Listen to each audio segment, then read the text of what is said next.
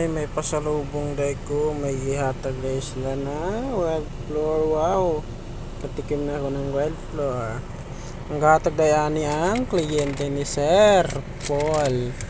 Tingnan natin sa loob. Ayun, bigay dito sa akin. Wow, ano to, parang linupak na saging. Murag linubok ko siyang saging, oh.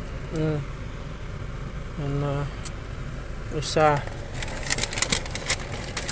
Oh, kuy sudan mo rin eh. Utan. Wow, broccoli. Oh, broccoli. Wow, sarap naman ito. Kaduha. Di pa sa ilalom. Hala, manok na ay atimon.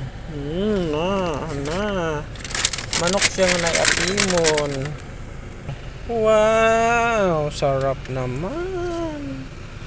Wow, wildflour. Oh, manok, chicken. Oh, yun ko kung atimon ba to o ano. Diba, binigay sa akin. Tuwang-tuwa naman ako. Nalapad yun akong atay. Giyatagan ko sa customer ni Sir. Pagsakay niya. Kaya nisakay man siya namo. Nisabay. Broccoli. Labi kayo. Katulog ko na akong laway. Dayon, kariyon sa dagoy ni siya. Small siguro ni siya ay susa manok. Or susa broccoli. Yan, oh. Dalo na lang ni sa balay, ang ipanhapon para may pasalubong tayo ni Kaloy at saka ni Kalay at saka ni Tanggol.